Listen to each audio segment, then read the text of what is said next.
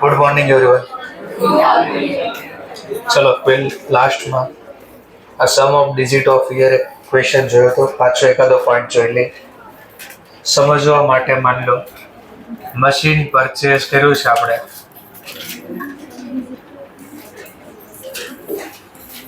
As on 1/4/2015 ના રોજ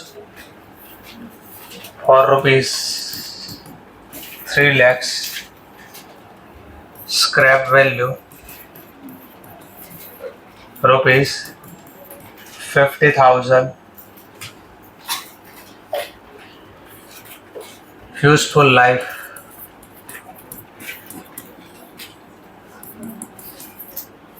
मान लो 8 year,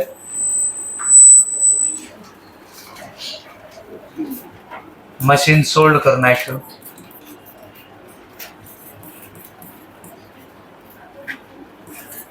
31/3/2022 ના રોજ for rupees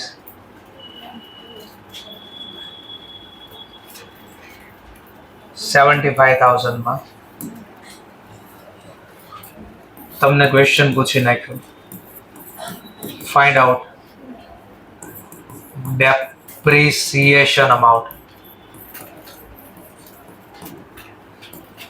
for 31/3/2019 અને એક ઓર ક્વેશ્ચન પૂછ્યું, find out profit loss. find out profit loss amount.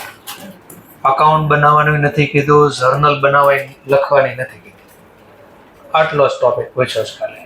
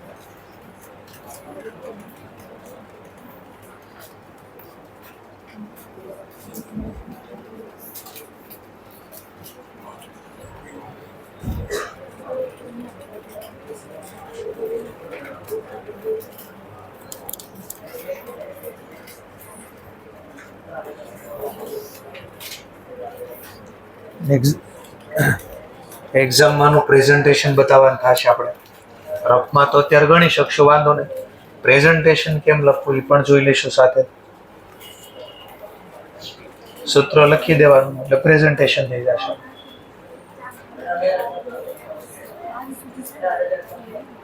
$18,056.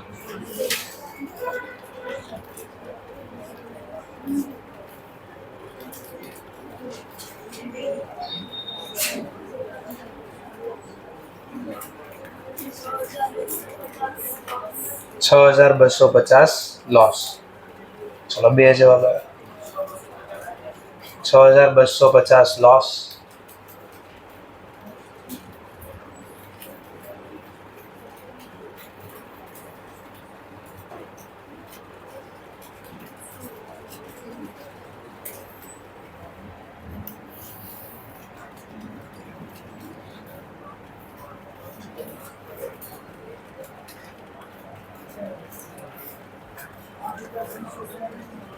$8,333 નો લોસ છે.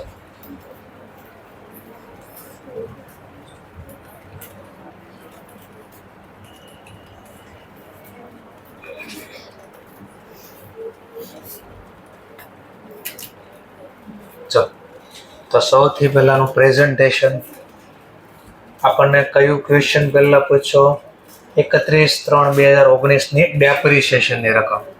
તો એ લખી દે વર્કિંગ નોટ 1 બાજુમાં દેખાય દે,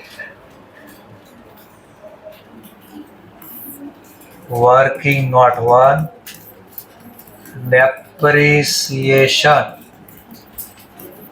amount ફોર 31/3/2019 આવો લઈ લીધું. ડેપ્રિસિએશન નું સૂત્ર શું છે? આ દાખલામાં આપણે સૂત્ર લખવાની જરૂર નથી, પણ આ યાદ રહે. એટલે ડેપ્રિસિએબલ અમાઉન્ટ પછી remaining year including current year. સૂત્ર લખવાનું કોઈ જરૂર નથી, પણ આ યાદ રહે. એટલે ચલો ડિવાઈડ બાય હું લખતા તો કે સમ ઓફ ડિજિટ ઓફ યર. આને કેમ લખી શકાય? આમ ન લખો તો આનું બીજું કઈ યાદ આવ્યું? n ગુણ્યા n+1 ડિવાઈડ બાય 2. ક્લિયર? એટલે આ બંનેનો મતલબ એક મળ્યો તમને. ચલો ડેપ્રિસિએબલ અમાઉન્ટ દાખલામાં આપી નથી, પહેલા ગોતવી પડશે. તો ભાઈ historical cost 3 lakh, scrap 50,000, less કરી નાખો તો કે 2,50,000. તો આની વર્કિંગ નોટ અહીંયા જ બને. ચલો કેટલા વર્ષ બાકી? Remaining year. તો કરંટ ઇન્ક્લુડિંગ કરંટ કયા વર્ષનો ઘસારો જોતો જો આપણે 31/3/2019. ચલો એને પછી લખીએ. નીચે કાઉન્સમાં લખી દઈએ. પેલા કેટલો સરવાળો બાદ બાકી આવશે તો આને રફલી અહીંયા સમજવા લખો. એટલે કે n નો મતલબ નંબર ઓફ યર 8 ગુણ્યા 8+1 ડિવાઈડ બાય 2. તો કેટલો જવાબ આવ્યો? 36. ટ્રાય કરવી તો લખી જો 8 7 6 એમ સરવાળો કરતા જાઓ 36 થશે. આટલું થઈ ગયું. ઓકે, હવે અહીંયા ઉપર કેટલા લખવા એના માટે મેં તમને રફલી સમજાવ્યું હતું. કેટલા વર્ષની લાઈફ છે? 8 વર્ષ ઉલટા ક્રમમાં લખી દેવાનું. 8 7 6 5 4 3 2 1 રફલી જોઈ લેવાનું. ચલો આપણે કયા વર્ષમાં મિલકત ખરીદી? 1/4/15. તો પૂરું ક્યારે થાય? 16. તો 3/16 એમ લખી શકાય. એટલે 31/3/16 પૂરું થઈ ગયું. પહેલું આ 17, આ 18, આ 19. આપણને 19 નો જ ઘસારો પૂછ્યો ને 31/3. તો મળી ગયું ને 31/3/19.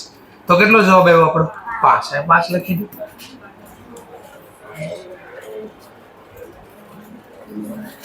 આવે છે 5? નો ખબર પડે તો લખું. ચલો લખો. પહેલું વર્ષ પૂરું થયું 31/3/2016. બીજું વર્ષ ક્યારે પૂરું થયું? 31/3/17. ત્રીજું વર્ષ ક્યારે પૂરું થયું? 31/3/18. ચલો હવે મારે 19 નો ઘસારો જોતો છે ને એનો મતલબ તો 1/4/18 થી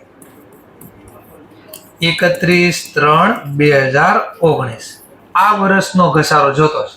તો અહીંયાથી બોલો હું લખ્યું હતું કેટલી લાઈફ બાકી રહે ઇન્ક્લુડિંગ કરંટ. તો આ કરંટ યર ધ્યાનમાં લેવાનું ને. એક આ. ચલો આન પછીનું વર્ષ કયું હશે? 2019 20 21 21 22 8 વર્ષ થઈ ગયા. જો 1 2 3 4 5 6 7 હજી એક વર્ષ છે. 8 22 23. તો જો તો કેટલા? 1 2 3 4 અને 5. તો મેં 5 તો લખ્યા. સમજાણો? એટલે ઉલટા ક્રમમાં લખેલ. એનો મતલબ આટલા વર્ષ વયા ગયા, આટલા બાકી છે. આનો મતલબ એવો થયો. ક્લિયર મુદ્દો? તો આ વર્ષ લખી દે ઉલટા ક્રમમાં. તો આ પહેલું જ વર્ષ હોય 16 2015-16. તો કેટલા વર્ષની લાઈફ હતી? 8. તો 8 વર્ષ બાકી ન હોય. પછી 2016 ગયું તો એક વર્ષ વહી ગયું 8 માંથી. તો બાકી કેટલા? 7. એમ 2018 ગયો એટલે એનો મતલબ હવે 6 વર્ષ બાકી. 2019 તો 5 વર્ષ બાકી. એક વર્ષ ઘટતું છે ને ભાઈ આપણે યુઝ કરવી પ્રોપર્ટી. તો આમને આપી દઉં ચોકડી ગુણાકાર 250 ગુણ્યા 5 ભાગ્યા 36. રાઉન્ડ ફિગર તમે લખી શકો. 1-2 રૂપિયા આમ તેમ લખાય. તો આ તમને કામનો છે પોઈન્ટ. ચલો એવી જ રીતે પાછું બીજું મને શું પૂછ્યું છે એને? બે પ્રોફિટ લોસ ગોતી. પ્રોફિટ લોસ નો સૂત્ર શું? તો વર્કિંગ નોટ 2 બનાવો. Cell value minus book value. ચલો સેલ વેલ્યુ તો દાખલામાં આપી છે. Profit loss cell value minus book value. ચલો દાખલામાં સેલ વેલ્યુ મને આપી છે, કેટલામાં વેચ્યું 75. ચલો બુક વેલ્યુ દાખલામાં આપી છે નહીં, ગોતવી પડશે. તો અહીંયા કાઉન્સમાં લખી શકો, ઘણા કે કાઉન્સમાં ના લખોની મને નથી ખબર પડતી, અલગથી લખો વેલ્યુ. બુક વેલ્યુ નું સૂત્ર શું છે? બુક વેલ્યુ નું સૂત્ર historical cost minus till date depreciation. આનો મતલબ હું ટિલ ડેટ ડેપ્રિસિએશન નો મતલબ મિલકત ખરીદી, ક્યારે ખરીદી જરા ચેક કરો ને. 1/4/2000 ખરીદી 15 માં, 1/4/2015 માં ખરીદી. આપણે ક્યારે વેચી ત્યારની બુક વેલ્યુ ટોટલ ઘસારો જોતો ને, વેચી કઈ તારીખે જોતો? તો કે વેચી આપણે 31/3/22. તો અહીંયા સુધીનો ટોટલ ઘસારો છે, ટિલ ડેટ નો મતલબ આ થયો. ચલો હિસ્ટોરિકલ કોસ્ટ દાખલામાં છે, હા કેટલા રૂપિયા છે? 3 લાખ. આ ટિલ ડેટ ડેપ્રિસિએશન, આ ઘસારાનું સૂત્ર લખો અહીંયા બાજુમાં. ચલો ડેપ્રિસિએબલ અમાઉન્ટ 2,50,000 મલ્ટીપ્લાય બાય ડિવાઈડ તો ખબર છે કેટલા આવ્યા? 36. હવે અહીંયા કેટલા લખવા? તો એના માટે મેં તમને ઓલી હિન્ટ આપી હતી, ઉલટા ક્રમમાં પેલા વર્ષ લખ્યા છે 8, 7, 6, 5, 4, 3, 2, 1. વર્ષ લખી દો. કયા વર્ષનું મારે બુક અહીંયા સુધીને જોતો ને ઘસારો. તો ચલો પહેલું વર્ષ ક્યારે પૂરું થયું? પહેલું વર્ષ 16. 31/3/16 લખ્યું કેવાય, એટલે ખાલી 16 લખો તો ખબર પડી જાય ને, આગળ 31/3 હશે.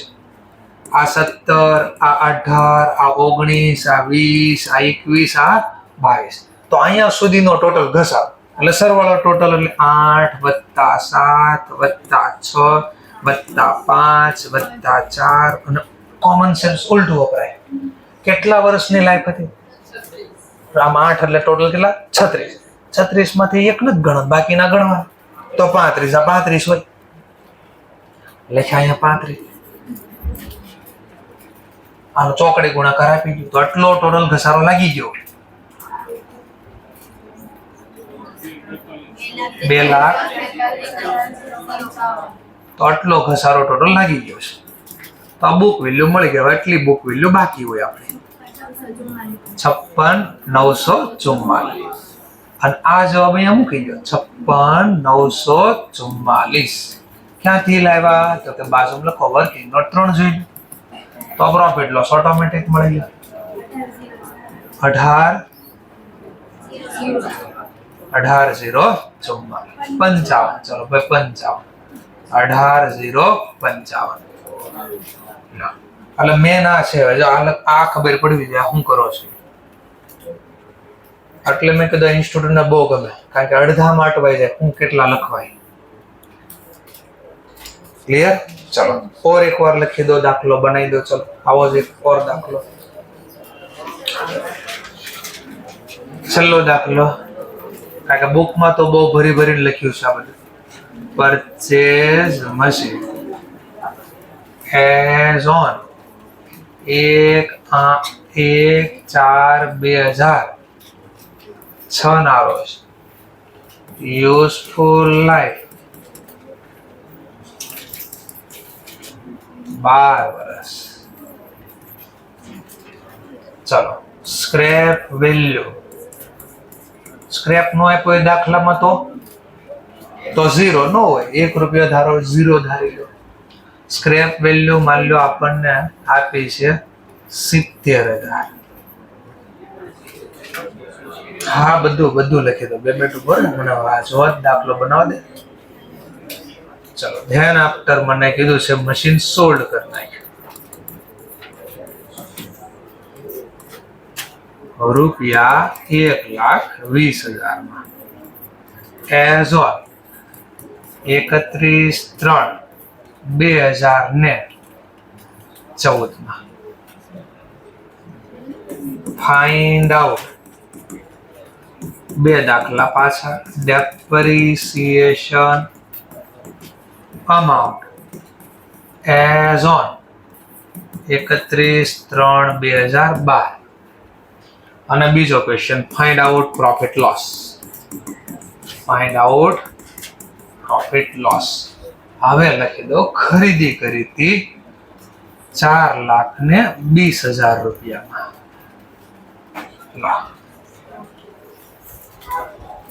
તો હમણાં કેમ મેં બોલું પ્રેઝન્ટેશન કર્યું, એક્ઝામમાં પ્રેઝન્ટેશન આપવું પડે. આ 2 માર્ક્સ 4 માર્ક્સમાં દાખલો હશે, 1 હશે તો 2 માર્ક્સ, 2 હશે તો 4 માર્ક્સ.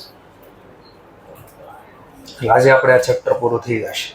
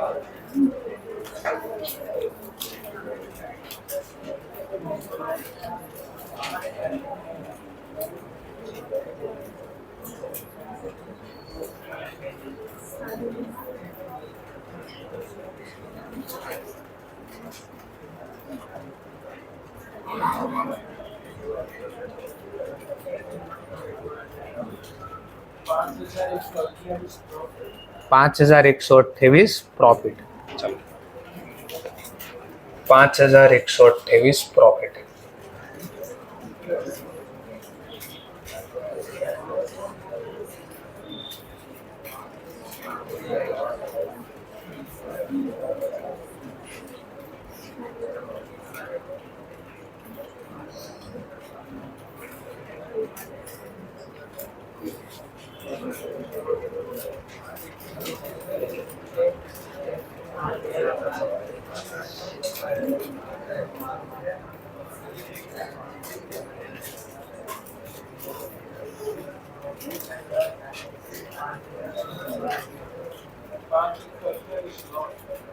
લોસ. ચલો લોસ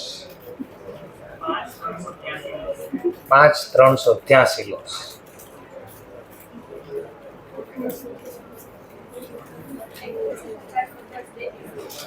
કેટલો? 31,410 ડેપ. ચલો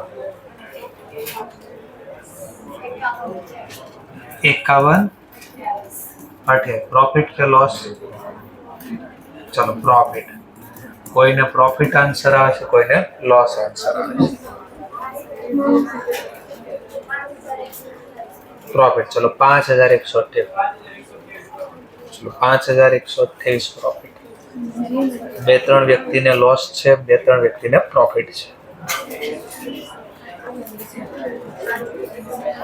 પ્રોફિટ. ચલો પ્રોફિટ છે.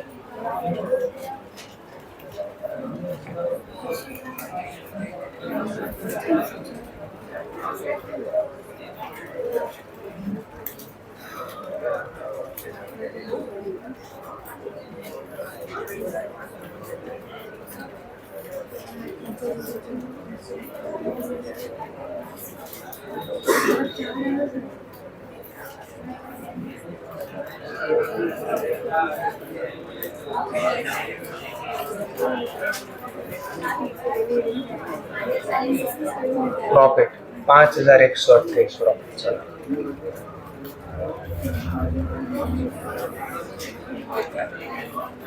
ચલો હવે ગણતરી કરી લઈએ, જેને જેટલું સમજાણો એટલું પ્રમાણે. પહેલી વર્કિંગ નોટ આપણે બનાવી દઈએ. Depreciation amount.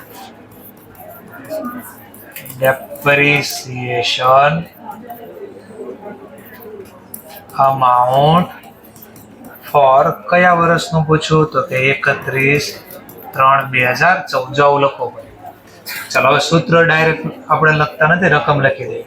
ડેપ્રિસિએબલ amount 4,20,000 minus 70,000 3,50,000. જો આવી ગણતરી એક્ઝામમાં દેખાય. ડિવાઈડ બાય n 12 વર્ષ 12 ગુણ્યા 13 ભાગ્યા 2.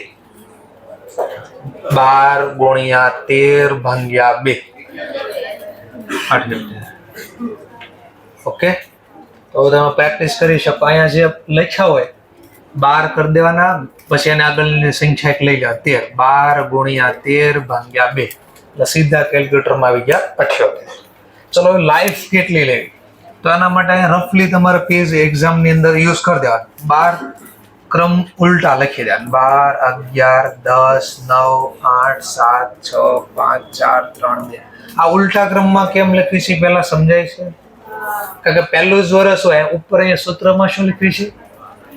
રિમેઇનિંગ લાઈફ ઇન્ક્લુડિંગ કરંટ. હવે પહેલું જ વર્ષ હોય તો કેટલા વર્ષ બાકી હોય? 12, એટલે મેં 12 લખ્યું. હવે એક વર્ષ જતું રહે તો બીજા વર્ષે કેટલી લાઈફ બાકી હોય? એક વર્ષ વહી ગયું 12 માંથી તો 11, એમ લખ્યું છે મેં. ચલો હવે વર્ષ જોઈએ. આપણને કયા વર્ષનો ઘસારો પૂછ્યો છે? 2014. ખરીદ્યું ક્યારે?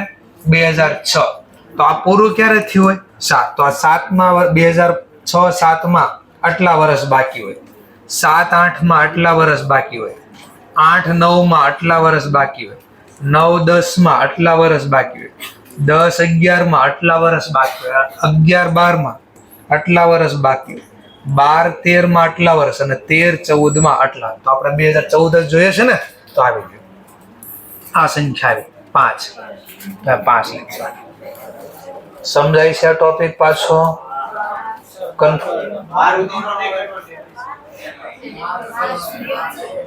સોરી, મેં આ તારીખ લીધેલી છે. અહીંયા છે 12, તો 12 સુધી, કારણ કે મેં એટલો દાખલો જોયો છે. અહીંયા છે એ છે આપણા મશીન વેચ્યું એ તારીખ છે. ચલો તો આપણે રિવર્સ લઈએ. 12, તો 12 અહીંયા છે ને, સિમ્પલ છે. 12 માં 7 આવે તો એ 7 લખશું. That's all. બોલી ગયો કેટલો જવાબ આવ્યો? 31,412. 10 અથવા 12, ચાલ 10. સમજાઈ ગયો ટોપિક? મેન આ છે. ચાલો નેક્સ્ટ પોઈન્ટ ધ્યાન આફ્ટર. મને પાછો શું પૂછ્યું છે? પ્રોફિટ લોસ ગોતી ગયો. તો વર્કિંગ નોટ ટુ પહેલા કોઈ કે મારે બુક વેલ્યુ ગોતી, તો પહેલા બુક વેલ્યુ નું લખી શકાય. ચલો બુક વેલ્યુ પહેલા ગોતી દો. હિસ્ટોરિકલ કોસ્ટ દાખલામાં આપી છે, હા 4,20,000 માઇનસ ટિલ્ડેડ ડેપ્રિસિએશન. તો એની ગણતરી અહીંયા કાઉન્સમાં લખો, ટિલ્ડેડ ડેપ્રિસિએશન. તો ડેપ્રિસિએબલ અમાઉન્ટ આપણી કેટલી છે? 3,50,000 ગુણ્યા ભાગ્યા. ભાગાકારમાં 78 છે એ તો ખબર જ છે. અંશમાં કેટલા લખવા? તો આના માટે હમણાં જે ક્રમ ફોલો કર્યા તે પાછા 12 11 10 9 8 7 6 5 4 3 2 1. કયા વર્ષનો મારે ટોટલ ઘસારો જોઈએ ને? ટિલ્ડેડ જોતે, તો આ પણ લેવા. આ બધાનો સરવાળો ટિલ્ડેડ આ બધાનો સરવાળો લેવા. ક્યાં સુધીનો સરવાળો? તો મિલકત ખરીદી ત્યાંથી વેચી કઈ તારીખે? 14. તો એનો મતલબ સમજવા માટે ડેટ લખી દો. 31/1/4/2006 થી વેચી કઈ તારીખે? 31/3/2014. આટલા સુધીનો ઘસારો લેવાનો. તો અહીંયા ઘસારો દેખાય. 6મા વર્ષ ચાલુ થયું, પૂરું ક્યારે થયું હોય? 7. આ 2007, આ 2008, 2009, 2010, 2011, 2012, 2013 ને 2014. તો આટલો ટોટલ ઘસારો લાગી ગયો હોય. આનો આ જે ઉપર લખ્યા ને એનો સરવાળો લઈ લેવાનો અહીંયા નીચે. આ બધાનો સરવાળો. તો આનો સરવાળો લેશો, આ બધાનો સરવાળો કરવા પડે. 8 7 6 5 અહીંયા સુધીનો સરવાળો. તો 68 આપી દો ગુણાકાર. ટિલ્ડેડ ડેપ્રી 128. એટલે ટિલ્ડેડ ડેપ મળી ગયો. તો બે વચ્ચેનો ગેપ, બે બુક વેલ્યુ મળી ગઈ. 114,871. 72 ચલો ભાઈ 72. લો આ બુક વેલ્યુ મળી ગઈ. તો હવે શું મળી શકે આપણને? Profit loss. That's all. Working note 3. Profit અથવા લોસ બરાબર sale value minus book value. વેચ્યું કેટલામાં? તો કે 1,20,000 અને બુક વેલ્યુ 114,872. બે વચ્ચેનો ગેપ 5,128. પોઝિટિવ જવાબ આવ્યો તો પ્રોફિટ. એક્ઝામમાં આટલું પ્રેઝન્ટેશન આપવાનું છે તમારે. આ 4 માર્ક્સ આવી ગયા. 2 માર્ક શાના ને 2 માર્ક શાના? ક્લિયર? ઓકે, તો કાલે પણ રિપીટ કર્યા, આજે પણ રિપીટ કરી દીધા. ઓકે, આ થિયરીનો જે છેલ્લો ટોપિક છે એ ટોપિક લેવા જઈ રહ્યા છીએ. લક્ષ્મણ રેખાની વાતો કરીશું આપણે. ચલો, એક લાઈનમાં સમજાવું છું, માત્ર એક લાઈનમાં આન્સર. ઓકે, આ MCQ માં વારે વારે ક્વેશ્ચન પૂછી શકે છે, તો એક લાઈનમાં મુદ્દો સમજાવવાનો પ્રયત્ન કરો છો. સમજવા માટે મેં 5 લાખમાં પ્રોપર્ટી ખરીદ, માની લો મશીન ખરીદ્યું, આ તો 5 લાખ મારી લક્ષ્મણ રેખા છે. અડધા આંકડા નીચે દેખાય છે, અડધા આંકડા ઉપર દેખાય છે, દેખાય છે ને? તો લક્ષ્મણ રેખા થઈ ગયા. તો બોલો, સાંભળજો. મિલકત ખરીદી તો આના ભાવ પછી વધઘટ થઈ શકે લાઈફમાં? તો વધઘટ થાય તો હું ભાવ વધે પણ ખરા, ઘટે પણ. વધે ને ઇન્ક્રીઝ બોલાય. એટલે આ જે મેન કિંમત અમારી હિસ્ટોરિકલ કોસ્ટ છે, આના કરતા ભાવ વધ્યો એને ઇંગ્લિશમાં ઇન્ક્રીઝ બોલાય. શું બોલાય? ઇન્ક્રીઝ. જો ભાવ વધે તો શું? જર્નલ. અને મે બી આ હિસ્ટોરિકલ કોસ્ટ કરતા ભાવ ઘટે પણ ખરા, ઘટે ને ઇંગ્લિશમાં કે ડિક્રીઝ. તો જર્નલ શું લખવી? આ એક્ઝામમાં ક્વેશ્ચન પૂછે. જેમ કે સમજવા માટે માર્કેટમાં ભાવ થઈ ગયો 5,50,000 નેક્સ્ટ યર. ખરીદ્યું કેટલામાં? આપણે ખરીદીની જર્નલ તો આપણને આવડે છે. શું લખ્યું હોય? Machine, account, debit to cash અથવા બેંક. આ તો કામ પૂરું થઈ ગયું. પણ નેક્સ્ટ યર આ બેલેન્સ શીટમાં 5 લાખની બદલે મારે કેટલા લખવા છે? 5,50,000 લખવા છે. તો બેલેન્સ શીટમાં 5 લાખ દેખાય છે, મેં તો કીધું 5,50,000 લખવા છે. તો બોલો, એસેટની વેલ્યુ વધારવાની છે કે ઘટાડવાની છે? તો એસેટનું નામ બિલ્ડિંગ છે. આ બિલ્ડિંગનો ભાવ વધારવો હોય તો ડેબિટમાં કઈ એન્ટ્રી પાડવી પડે? એસેટ ને ડેબિટ બેલેન્સ હોય ને, તો આની જર્નલ આ લખાય. એસેટનું નામ જે હોય બિલ્ડિંગ અકાઉન્ટ ડેબિટ. 5 ની પ્રોપર્ટી કેટલા થઈ ગઈ? 5,50,000. કેટલા વધારો થયો? 50. તો આ 50,000 ડેબિટ કરી દઈશ. એટલે ડેબિટ ડેબિટ પ્લસ. ક્રેડિટ શું કરું? આ ભાવ વધ્યો નફો કહેવાય ને આપણો, તો નફાને નામ આપશું રીવેલ્યુએશન. આવું સાંભળ્યું? પુનઃ મૂલ્યાંકન. હા, તો આ રીવેલ્યુએશન. રીવેલ્યુએશન સરપ્લસ. સરપ્લસ નો બોલવું હોય ઘણી વાર બોલશે રિઝર્વ. રિઝર્વ એટલે નફો, સરપ્લસ એટલે વધારો. તો બે માંથી એક નામ જમા કરવાનું. કેટલા રૂપિયા? 50. તો સમજવા માટે મેં આ મિલકત ખરીદી, બરાબર જો સમજીજો. નકર બુકમાં જોશો ને તો હમણાં બહુ જ મજા આવી જવાની છે. અને પાક્કો MCQ માં ક્વેશ્ચન નહીં ખબર પડે શું લખવાનું કહે છે. સમજવા માટે આ મિલકત ખરીદી 2024 માં મેં. ક્યારે ખરીદી? કેટલામાં? 5.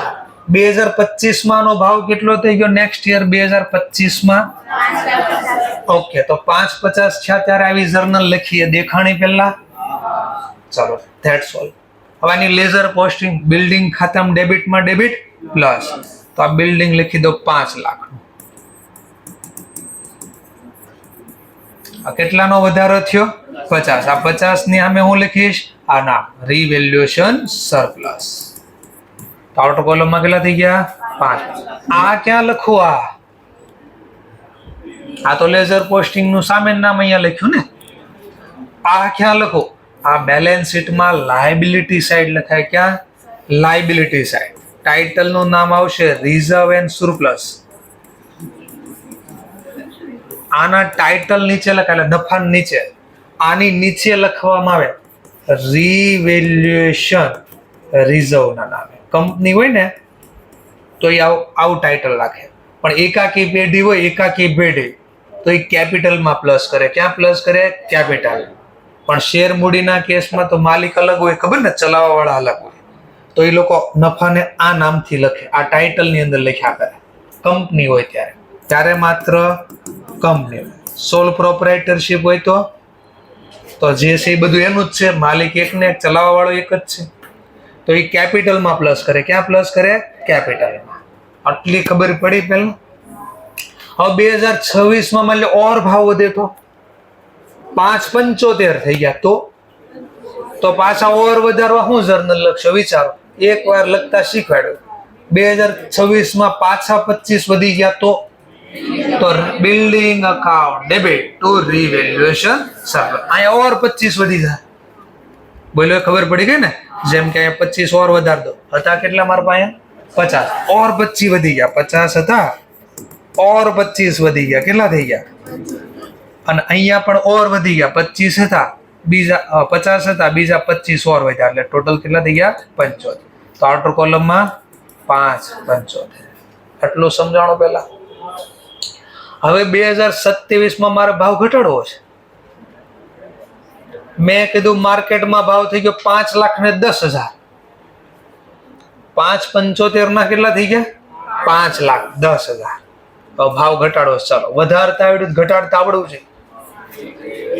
તો ડેબિટમાં હું એન્ટ્રી પાડું તો ભાવ ઘટે. ક્રેડિટ. તો બિલ્ડિંગ ખાતે શેમાં કરશો? ઉધાર. નુકસાન ગયું તો નુકસાન ગયું તો P&L લખો કે રિવેલ્યુશન લખો? કોઈને કેવું P&L લખો?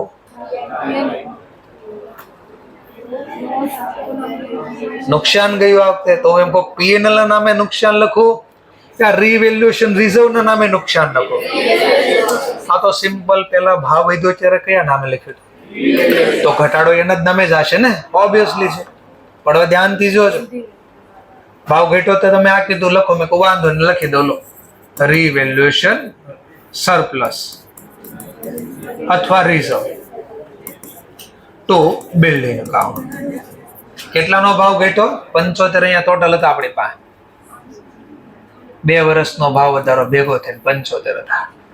મેં 5 ને 10 ની પ્રોપર્ટી કરી દીધી ને. કેટલાનો ભાવ ઘટ્યો? 65. તો મેં 65 લખ્યા. આમાં કોઈ ડાઉટ? એટલે જે નામે વધારી નામે ઘટાડ્યા. પણ 2 મિનિટ માટે કે ભાઈ માની લો સમજવા માટે મેં ભાવમાં ઘટાડો કર્યો હોત. મેં કીધું મારો ભાવ 5,75 નહીં, 2027 માં ભાવને કરી દો 4,95,000.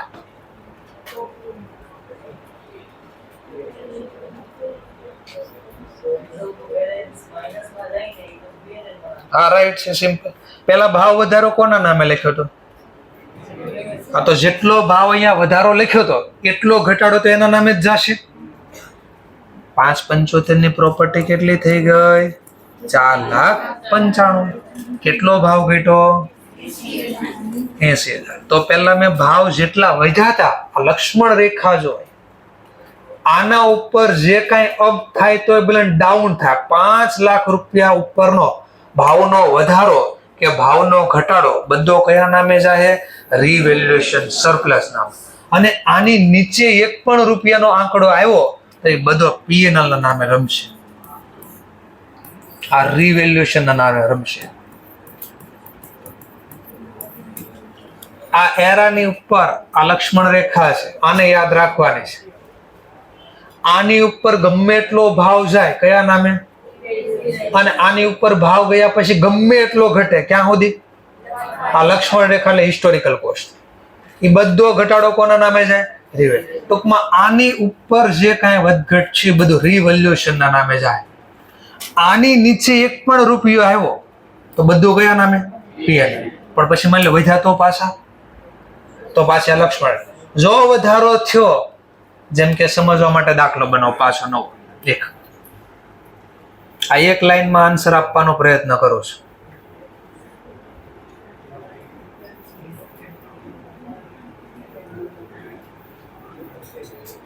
ચલો, પેલા વધાર્યું. ફર્સ્ટ ટાઈમ અપવર્ડ રિવેલ્યુએશન કરી દો. પહેલી વાર ઘટાડો છે. હવે આને ભૂલી જાઓ. પહેલી વાર વધ્યું ત્યારે કયા નામે જાય એ સમજાયું. હવે આને ભૂલી જાઓ. હવે માની લો સમજવા માટે મેં 2022 માં પ્રોપર્ટી ખરીદી. કેટલામાં? 5 લાખ. માની લો 2023 માં ફર્સ્ટ ટાઈમ પહેલી જ વાર માર્કેટમાં ભાવ આપણે નક્કી કર્યો. કેટલો જરા ચેક કરવી. ચલો, તો ફર્સ્ટ ટાઈમ જ પહેલી જ વારમાં ભાવ ઘટીને આવ્યો 4,80,000. આપણે જેવી મિલકત લીધી ભાવ ઘટવાનું ચાલુ થઈ ગયું કે આ ભાઈ ન હોય કાંઈ. ચલો, 4,80 ની પ્રાઇસ થઈ ગઈ.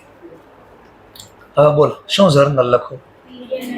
P&L account debit two building account. કેટલો ભાવ P&L નામે ઘટાડ્યો મેં? 20,000. P&L account debit two building account. તો હવે બિલ્ડિંગ ચોપડામાં કેટલાનું થઈ ગયું છે? 4,80,000. પણ હવે મારો ક્વેશ્ચન આ છે, और नेक्स्ट टाइम भाव વધે તો सेम के नेक्स्ट टाइम भाव થઈ ગયો 4,98,000 तो હવે જર્નલ હું લખીશ વધ્યો હવે ભાવ વધ્યો building account debit to PNL account Lakshman રેખા નીચે જ હજી પ્રાઇસ હાલે છે ને 4,98 એટલે નીચે જ પ્રાઇસ કહેવાય ને કયા નામે જાય પીએન નફો થાય તોય ભલે નુકસાન થાય તોય ભલે કયા નામે જાય પીએનએલ બોલો કેટલા રૂપિયા 18,000 થોડું સમજાણું પણ આ ભાવ વધારો માની લો હું એમ બોલું 4,98 નહીં આ ભાવનો વધારો કર દો 5,02,000 સુધી તો 4,80 માંથી પહેલા 5 આવ્યા તો લક્ષ્મણ રેખા સુધીનો ભાવ વધારો કયા નામે જાય પીએનએલ ના નામે તો અહીંયા તો પેલા વધ્યા ટોટલ કેટલા 4,80 ના થઈ ગયા 5,02,022 તો બિલ્ડિંગ ના નામે તો 22 વધાર્યા પણ એમાંથી પીએનએલ ના નામે કેટલા વધારીશ 20,000 અને લક્ષ્મણ રેખાની ઉપર 5 2 અહીંયા આવે ને તો 2,000 આના ઉપર જે ગયા એ કયા નામે જાહે રીવેલ્યુએશન સરપ્લસ ના નામે કેટલા રૂપિયા 2,000 સમજાણું કાંઈ થોડું ઓકે ટૂંકમાં આને યાદ રાખવાનું છે પહેલી વાર વધ્યા ફર્સ્ટ ટાઈમ વધે અને પછી ઘટે ધેન ડાઉન તો ઘટાડો પહેલા કયા નામે જશે પહેલા વધ્યા ત્યારે કયા નામે ગયા હોય રિવેલ તો પછી ઘટે તો પણ ક્યાં સુધી હિસ્ટોરિકલ કોસ્ટ એની નીચે જાય તો ઉલટું બોલ પહેલી જ વારમાં ભાવ ઘટી ગયા તો પીએનએલ જો નકર તો ભાવ અહીંયા ઘટ્યા હતા પણ પેલા એની પહેલા વધ્યા હતા ને હા એટલે આપણે રિવેલ્યુશન હું બોલું પહેલી જ વારમાં ભાવ ઘટી ગયા તો પહેલી જ વારમાં ભાવ પહેલી વાર હોય બીજી વાર આ નીચે લાઈન ગઈ એટલે કામ પૂરું પહેલી વાર ભાવ ઘટ્યો તો કયા નામે હવે વધ્યા તો વધે તો હવે રિવેલ્યુશન ના નામે લખું નહીં કેમ નહીં કારણ કે હિસ્ટોરિકલ કોસ્ટ સુધીનો પહેલા મેં ઘટાડો લખ્યો હતો ને તો એ વધારો પાછો એના નામે જ જવો જોઈએ સમજાણો મુદ્દો હવે હું બોલ્યો ને ઇન્સ્ટિટ્યૂટની બુકમાં બતાડું એટલે થોડી મજા આવશે તમને એટલે હજી જે કોઈ ધ્યાન નથી તેને હમણાં અહીંયા ધ્યાન દેવા મળશે કેમ કરતા બેટર છે અહીંયા જોઈ લેવી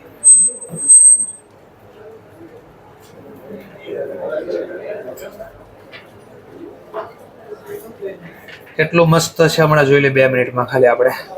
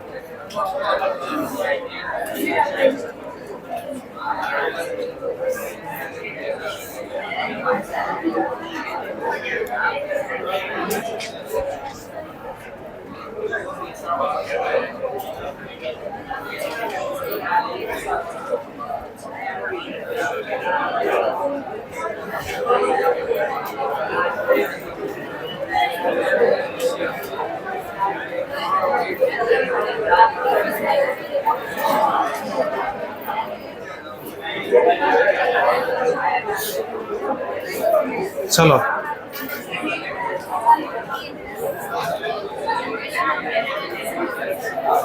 चलो ई स्टूडेंट में पेज नंबर 5.27 5.27 ઉપર આનું પ્રેઝન્ટેશન આપ્યું છે રીવેલ્યુએશન કરવામાં આવે રીવેલ્યુએશન એટલે પુનઃમૂલ્ય મિલકતનો ભાવ ફરીથી નક્કી કરવો એને રીવેલ્યુએશન ઇંગ્લિશમાં બોલે ભાવ વધે પણ ખરા ભાવ ઘટે પણ ખરા વધે તો શું કહે છે તો કે ક્રેડિટ કરજો એટલે ખાતું જમા કરજો કયું ખાતું ઓનર્સ ઇન્ટરેસ્ટ એટલે માલિકનો જે હિત છે એના નામે એટલે માલિકના ભંડોળના નીચે માલિકના ભંડોળ કયા નામે જશે તો હેડિંગ ઓફ રીવેલ્યુએશન સરપ્લસ એટલે સીધી રીતે ન કીધું આ ખાતું જમા કરો તો હવે આપણને ખબર પડી કે શું કહેવા માંગે. ચલો ત્યાર પછી કે છે એક્સેપ્શન છે. પેલા હું કે સીધું કોના નામે લખો ભાવ વધે તો રિવેલ્યુશન, પણ કે ના અમે એક્સેપ્શન પણ આપીએ છીએ. when it is subsequently increase, initially decrease. એટલે હું ઇનિશિયલ એટલે સૌ પ્રથમ પહેલી વાર. જો પહેલી વાર ભાવ ઘટ્યો હોય અને પછી વધે તો ના, આના નામે ન લખો, તો કોના નામે લખો? Recognise statement of profit. ક્યાં સુધી? એક્સટેન્ડ સુધી. ક્યાં સુધી? તો કે રિવર્સ કરો છે, પહેલી વાર ભાવ ઘટ્યો હતો ને ત્યાં સુધી. તો હું જે બોલતો હતો એ આ ટોપિક બોલતો હતો કે જો પહેલી વાર ભાવ વધ્યો હોય તો કયા નામે જાય? અને પછી ભાવ ઘટે તો રિવેલ્યુશન. તો જો આનો ટોપિક ભાવનો ઘટાડો અહીંયા છે. પહેલી વાર શું થયો? ભાવ. તો કયા નામે? અને વધ્યા પછી ઘટે, ઇનિશિયલ ઇન્ક્રીઝ, અને પછી ઘટે તો રિવેલ્યુએશન ના નામ સુધી જવા દે છે. હવે ચાલો, પહેલી વાર ઘટે ભાવ તો, અને ઘટ્યા પછી વધે તો આનો ટોપિક આવે. પહેલા ઘટ્યા પછી વધે તો પીએનએલ ના નામે જવા દે છે. ખબર પડી ને? એટલે કીધું તો બરાબર જોઈ લેશો. તો મગજમારી વાળું લખે ઇન્સ્ટિટ્યૂટ. ઓકે, કારણ કે આપણને મગજમારી એટલે લાગે કારણ કે આપણે 1 થી 12 સુધી ગુજરાતી મીડિયમમાં એટલે લેંગ્વેજ થોડી હર્ડલ આપે. ઇંગ્લિશ મીડિયમ વાળા હોય તો એટલું બધું એને હર્ડલ લાગે ને. 1-2 વાર આમ ઘુમાવે, દાખલા કચરા ઘૂમ, તો આમ ઘૂમી જાય તો એને સમજાઈ જાય શું હતું. ઓકે, એટલે આપણે શું યાદ રાખવાનું? જો ખબર પડી ગઈ, પાક્કું છે. સરસ, જોજો હમણાં. Test your knowledge. Test your knowledge.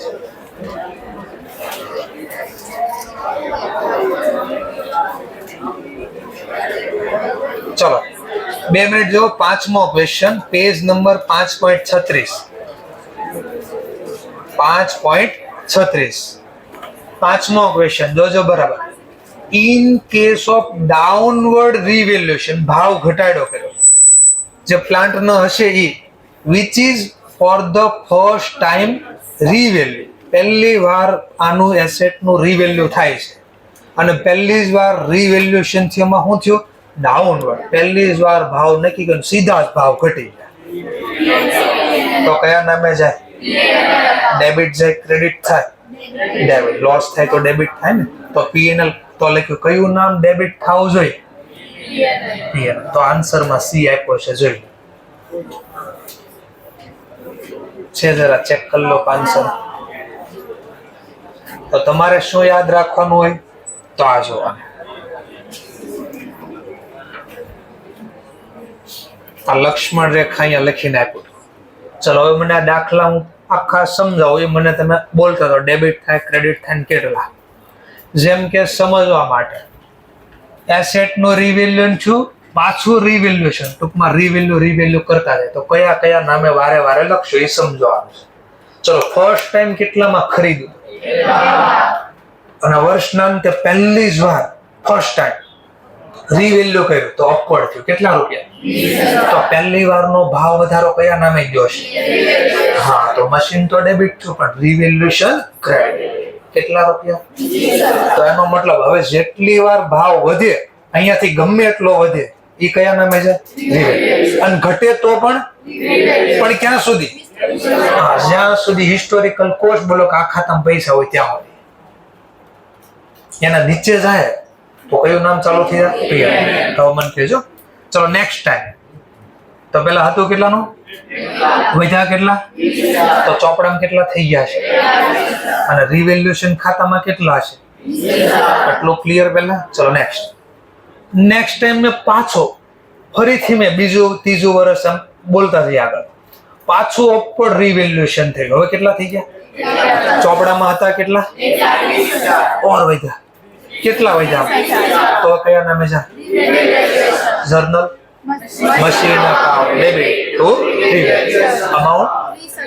ચલો, તો જૂના કેટલા હતા? નવા કેટલા? તો રિવેલ્યુએશન માં 50,000 છે. સમજાણું? ચલો એટલે તમે આની જર્નલમાં આન્સર આપો કયું નામ જમા થવું પડે. ઓર જો આફ્ટર અપવર્ડ તો થઈ ગયું.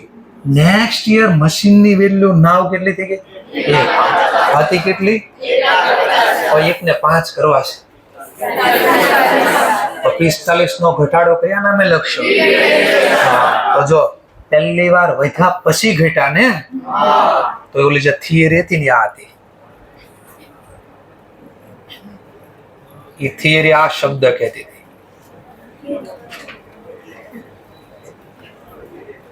કે પહેલી વાર વધ્યા હોય તો કયા નામે જાજો? અને પહેલી વાર વધ્યા પછી ઘટ્યા. પહેલી વાર વધ્યા પછી સબસિક્વન્ટ પછી જો ઘટે તો પહેલા કયા નામે જવા દેજો? ક્યાં સુધી? તો કે તમારે ખાતામાં જે ઓલરેડી બેલેન્સ જમા હોય ને ત્યાં સુધી. તો આપણા ખાતામાં કેટલા જમા હતા? 50. તો 50 સુધીનો ઘટાડો પહેલા કયા નામે જાય? રિવેલ્યુએશન. તો જર્નલ શું લખીએ છીએ? રિવેલ્યુએશન account debit to machine account. બુકમાં જર્નલ બર્નલ કાંઈ નથી, આ જોઈ લેજો. આ ખાલી ચાર્ટ હતું એના પૂરું થઈ ગયું. ક્લિયર મુદ્દો? હવે કેટલા વધ્યા? 5. અને ચોપડામાં કિંમત ઓર પાછું અપવર્ડ તો થઈ ગયું હતું, પાછું મેં ફરીથી રીવેલ્યુ કરી. હવે કેટલી થઈ ગઈ?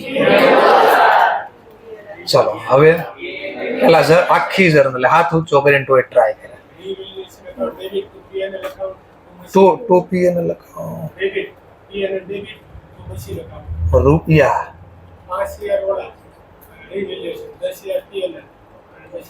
એમાં કેટલા? ઓકે રાઈટ છે એકદમ. ફરીથી બીજું કોઈ ટ્રાય કરે છે?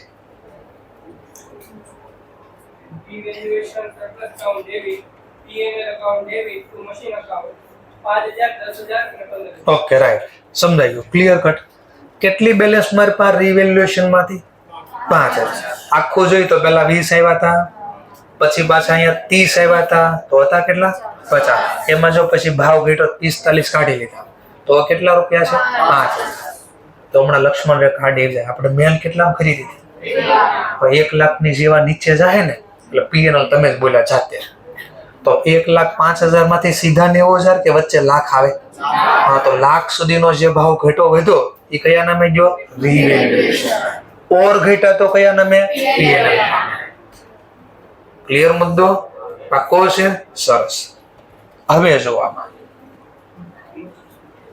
એસેટ રીવેલ્યુ એન્ડ અગેન રીવેલ્યુ, એટલે કે એકવાર રીવેલ્યુ કરી પાછી રીવેલ્યુ કરી તો કયા નામે જાય? જેમ કે મશીન કેટલામાં ખરીદ્યું? પહેલી જ વાર વર્ષના અંતે રીવેલ્યુ કરી તો ડાઉનવર્ડ થઈ કેટલા રૂપિયા? ડાઉનવર્ડ એટલે ઘટ્યા. 10 ઘટ્યા તો શું જર્નલ લખ્યું હોય આપણે ડાઉનવર્ડ ના કેસમાં? P&L account debit to machine. એનો મતલબ પહેલી જ વાર ભાવ ઘટ્યો એટલે સીધા હિસ્ટોરિકલ કોસ્ટ નીચે વહી ગયા, તો ઘટાડો કયા નામે ગયો? પીએનએલ.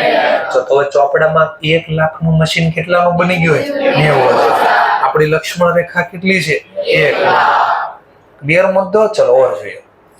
પાછું નેક્સ્ટ ટાઈમ ફરીથી રીવેલ્યુ કરે તો 90 ની પ્રોપર્ટી પાછી કેટલી થઈ ગઈ? 5. ઓર ઘટ્યા પાછા.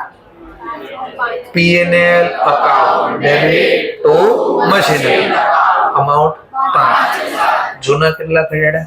10. પાછા નવા કેટલા? તો ટોટલ ઘટાડો 15. તો એનો મતલબ નેક્સ્ટ 15 વધે ત્યાં સુધી કયા નામે જાય? પીએનએલ. ઓર એના ઉપર વહી ગયા એટલે આની ઉપર સીધા રકમ વહી જાય તો કયું? રીવેલ્યુ. જોજો હવે આપર ડાઉનવર્ડ તો ડાઉન થયા જ કર્યા. હવે પાછું નેક્સ્ટ યર રીવેલ્યુ કર્યું તો ભાવ કેટલો થઈ ગયો? 85 નો ભાવ 97 થઈ ગયો. તો 12,000 નો વધારો હવે કઈ રીતે લખશું? તો કે machine account debit two amount 12,000. Clear મુદ્દો? ચલો હવે ચોપડામાં 97,000 થઈ ગયા. ઓર પાછું નેક્સ્ટ યર આવ્યું, પાછું મેં કીધું એકવાર રીવેલ્યુ કરીએ. ચાલો તો રીવેલ્યુ કરવા ગયા તો ભાવ થઈ ગયો 1 ને 10. હવે વિચારવાનો મશીન અકાઉન્ટ ડેબિટ પેલા ભાવ વધારો 97 ના 1 ને 10 13. તો મશીન અકાઉન્ટ ડેબિટ તો 13 થઈ ગયા. જમા પેલું પીએનએલ કેટલા? 3,000. ને એના ઉપરના મશીન રિવેલ્યુએશન ના નામ કેટલા 10,000. આવું કેમ? મેં તો કહી દીધું લખો, તમે લખો છો સાચું પડે, આન્સર મેચ થઈ ગયું. પણ આવું કેમ? એવું કેમ કે આવું ભાવ છે તો આના નામે જવા દે, ઘટે ને તો પીએનએલ ના છે, એવું કેમ? એવું કેવો નિયમ? વધે તો નફો પીએનએલ માં નહીં દેખાડવાનો, ઘટે તો નુકસાન દેખાડવાનું. પ્રુડન્સ કોન્સેપ્ટ. કયો કોન્સેપ્ટ? પ્રુડન્સ. ડહાપણનો નિયમ. ગુજરાતીમાં ને કહેવાય ડહાપણ. તો 11-12 માં ડહાપણ, રૂઢિચુસ્તતાનો નિયમ.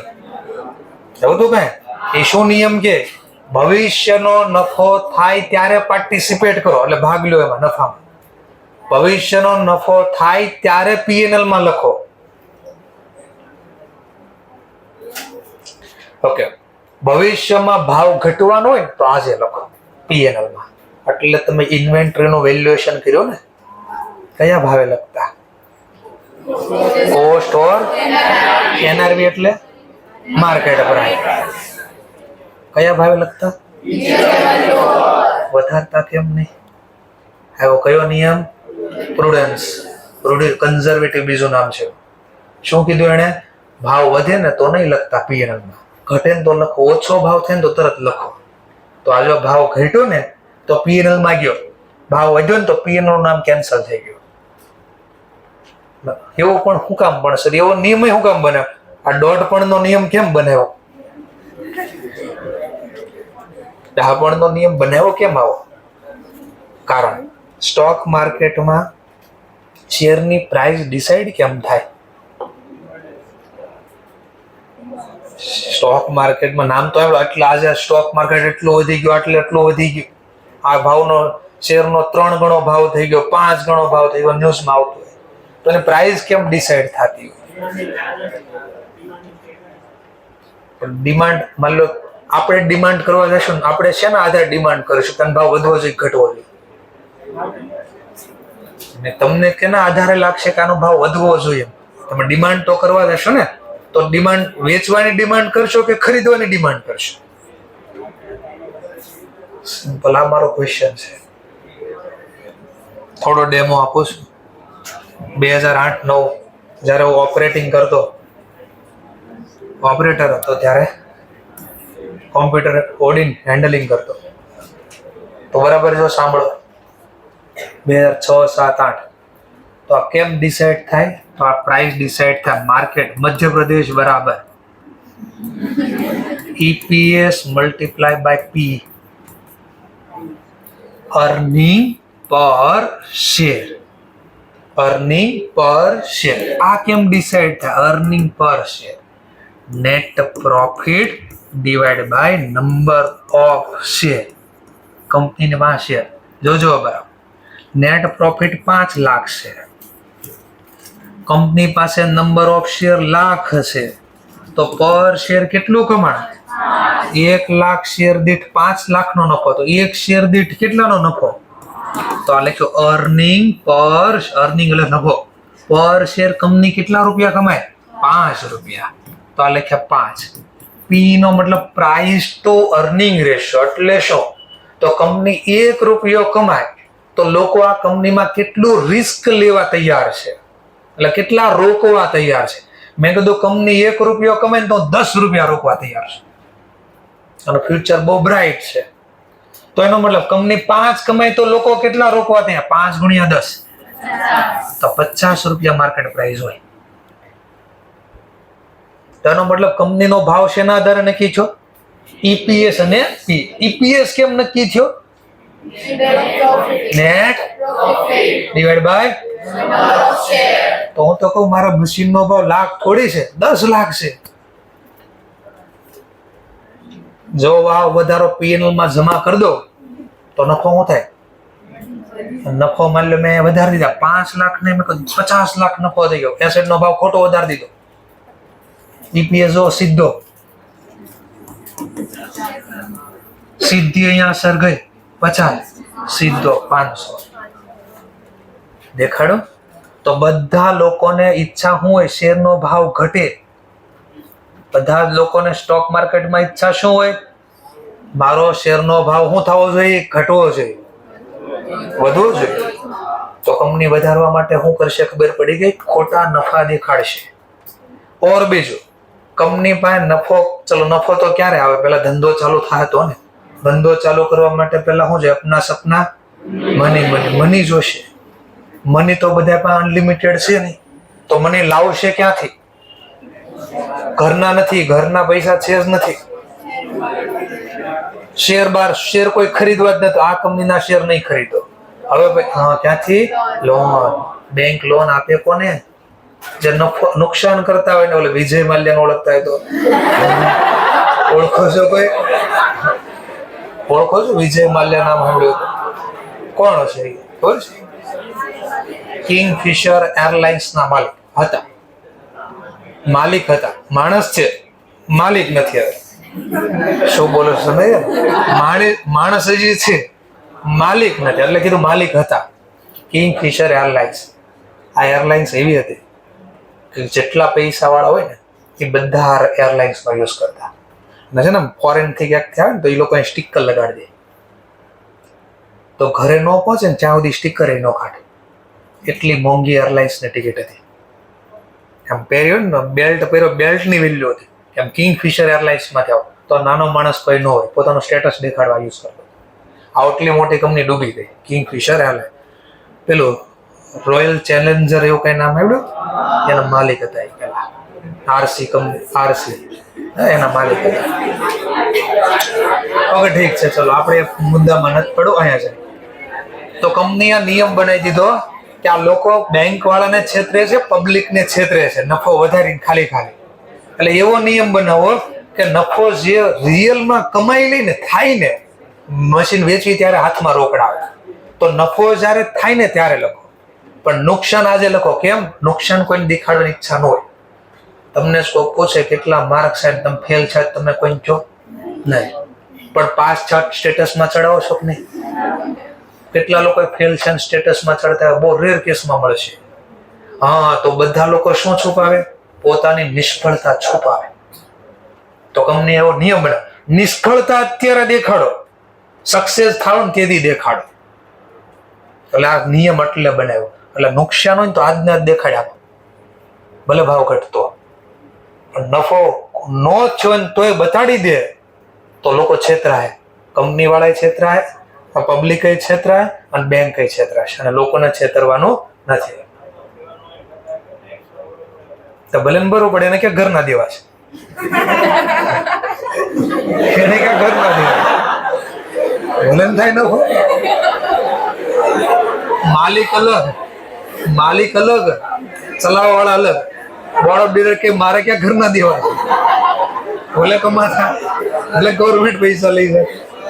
હા ભાઈ બોલો. એક મિનિટ ભાઈ, અવાજ નથી આવતો. Price to earning ratio next year ફાઇનાન્સમાં ભણવાના આવશે કે પી રેશિયો ડિસાઇડ કેમ થાય. તેનો ડિવિડન્ડ ગોલ્ડ મોડલ આવશે, ડિવિડન્ડ ગ્રોથ મોડલ આવશે. એ શીખશો ફાઇનાન્સમાં ત્યારે આ સમજાય. તો ભાવેશ સર તમને સમજાવશે ફાઇનાન્સ પણ મસ્તી, તો તમને એ પણ સમજાઈ જાય કે આ બધું બન્યું કેમ. હું આ બધું એની પાસે શીખ્યો છું 2007-8માં, તો એ તમને શીખવાડશે. ઓકે ચલો, તો હવે આપણે આગળ વધ્યા. ચેપ્ટર અહીંયા પૂરું થયું. ઈ સ્ટોકના દાખલા છે, 2 જ દાખલા તમારે ગણવાના છે. અને આવડી ગયા, મજા જ પડી ગઈ. બાકી બધા ચેપ્ટરમાં કાંઈ નથી દાખલા. જોઈએ જેમ કે ચલો ઇન્સ્ટોટના ક્વેશ્ચન જોઈએ. બહુ ઇઝી, બહુ મસ્ત લાગશે. 2 જ દાખલા જે 4 વાર 5 વાર જોઈએ ત્યારે ખબર પડશે શું કે છે. બાકી બધા દાખલા આવડશે, કોઈ તકલીફ નહીં થાય.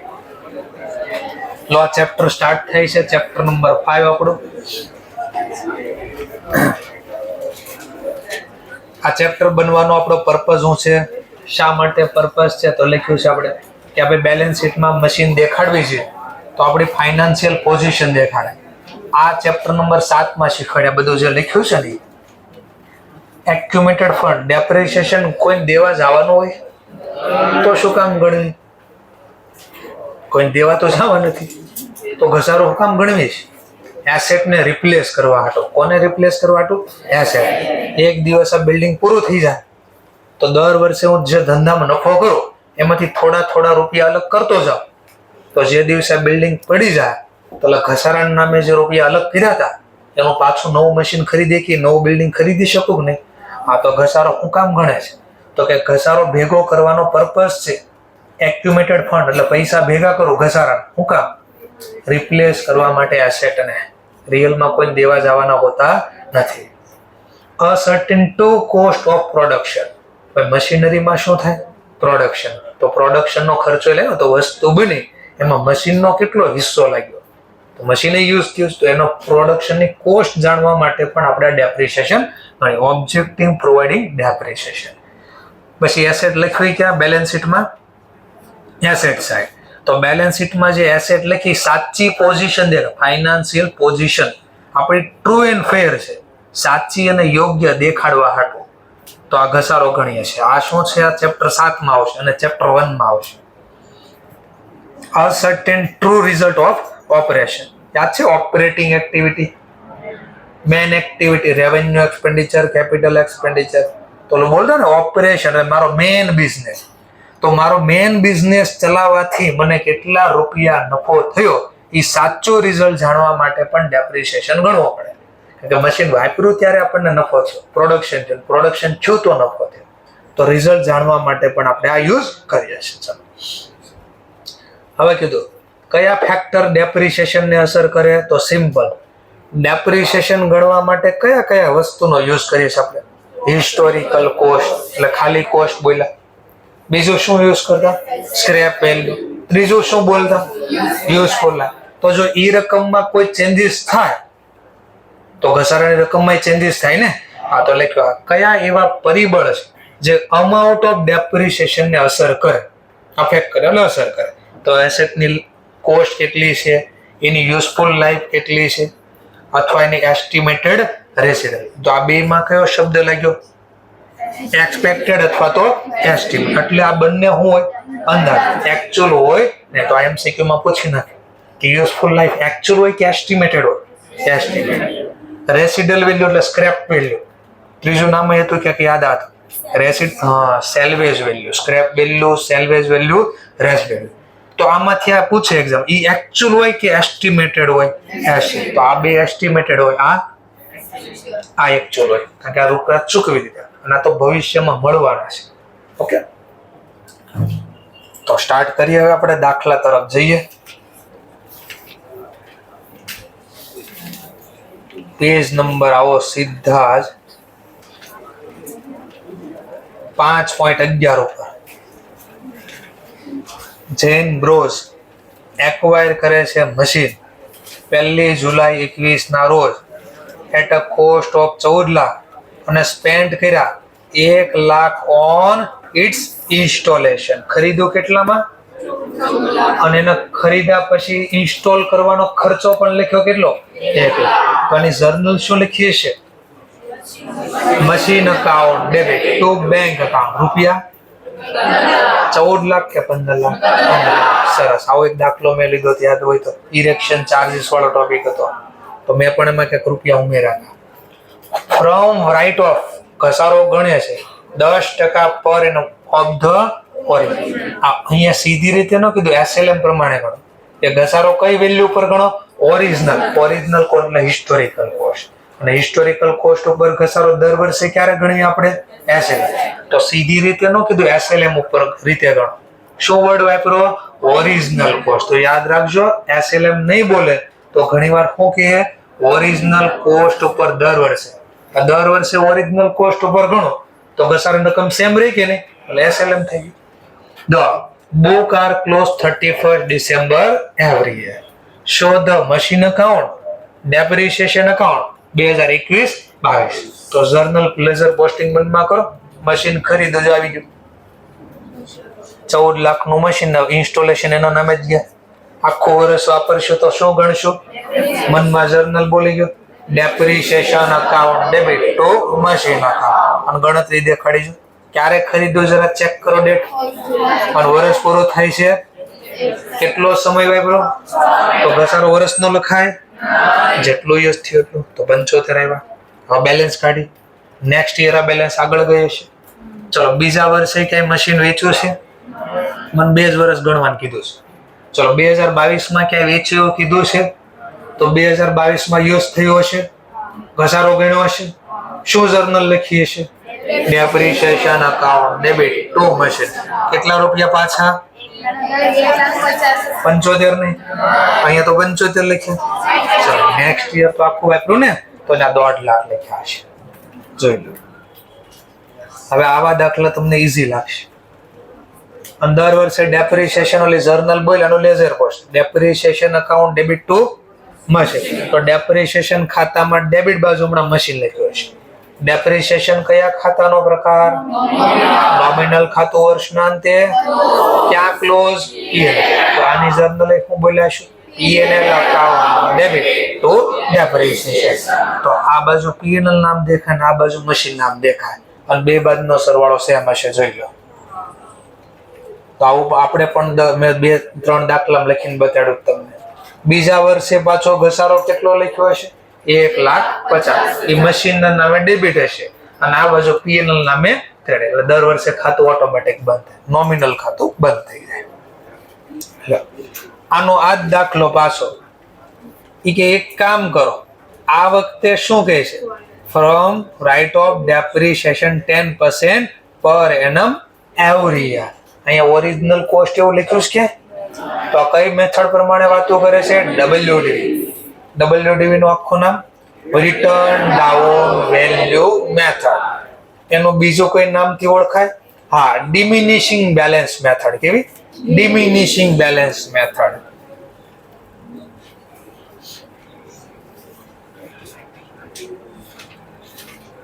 પેજ નંબર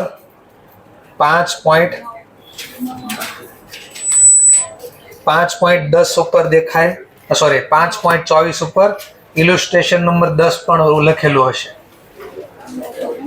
હાઇલાઇટ થઈ છે બધી જગ્યાએ, ઘણી જગ્યાએ છે પણ આ ક્વેશ્ચનમાં દેખાડતો છે. તો લખ્યું they adopt policy charging depreciation 50% per annum on a diminishing balance. આ ડિમિનિશિંગ નો બીજો મતલબ શું છે? ડબલ્યુડીવી, રિટર્ન ડાઉન વેલ્યુ મેથડ. તો આ પણ મેં તમને સમજાવી દીધું. અને આજે મેં કીધું ને 2 દાખલા જોવા ને એમાં એક દાખલો આ છે એટલે અહીંયા મેં ટીક કરાવ્યું. આ 10મો દાખલો બરાબર જોવાનો છે. આપણે આવે ત્યારે જોઈશું. પહેલા આપણે જૂનો જોઈ લઈએ પહેલા. એટલે હવે આ બધું બહુ ઈઝી લાગશે તમને. ચલો, કેટલામાં આપણે ખરીદી પ્રોપર્ટી? 15 લાખમાં. તો ઘસારો પહેલા વર્ષે 15 લાખના 10% ગુણ્યા 6 ભાગ્યા 12 તો 75. પાછી બેલેન્સ કાઢી. હવે નવી બેલેન્સ કેટલી આવશે? 15 લાખમાંથી 75 ગયા. ઓકે, હવે ઘસારો 10%. ફરીથી બોલો. હવે ઘસારો 15 લાખ ઉપર ગણશો કે 14,25,000 ઉપર? તો એના 10% 1,42,500. તો નીચે 1,42,500 ગણ્યા છે અને બેલેન્સ કરે. તો એકને દાખલો ઇન્સ્ટિટ્યૂટ બંને રીતે આપણને ગણીને શીખવાડો કે એસએલએમ હોય તો આવું ગણજો, ડબલ્યુડી હોય તો આવું. લો, તમને બંને મેથડ આવડી ગઈ. અને હવે નવું ચાલુ કરીએ સમ ઓફ ડિઝિટ. જર્નલ એકદમ આપેલી છે અંદર ભરીને તમને તો વ્યવસ્થિત આવડી ગયું. ચલો, બચ્ચા હોશિયાર છે. તો સમ ઓફ ડિઝિટ મેથડ આવી ગઈ આપણે. ચલો, તો એક દાખલો તમને કીધો છે. MS આકાશ એન્ડ કંપની છે જે પરચેસ કરે છે મશીન 10 લાખનું. એસ્ટિમેટેડ યુઝફુલ લાઈફ અને સ્ક્રેપ વેલ્યુ આપેલી છે 10 વર્ષ અને 1,20,000. આ રિસ્પેક્ટિવ નો મતલબ શું થાય? તો કે જે માહિતી જે ક્રમમાં લખીને આ વેલ્યુ એની સમજવાની. તો પહેલું નામ કોનું આપ્યું છે? Useful life. તો આ પહેલા 10 થી કોના ગણવાના? Useful life. પછી કોનું નામ છે? સ્ક્રેપ. તો આ બીજા જે અહીંયા લખ્યા એ સ્ક્રેપ ના સમજવાના. ક્લિયર મુદ્દો? ચાલો, પછી શું કહે છે? Machine was put to use, એટલે મિલકત ખરીદા અને પછી એને વાપરવા માટે ચાલુ કર્યું. કઈ તારીખથી? 1/1/2017. You are required show machine account and depreciation account in their books for 2022. ખરીદ્યું ક્યારે અને ક્યાં બતાડો? 2000. તો તમને એમ કીધું 1/17 થી 2022 સુધી એમ ક્યાંય કીધું?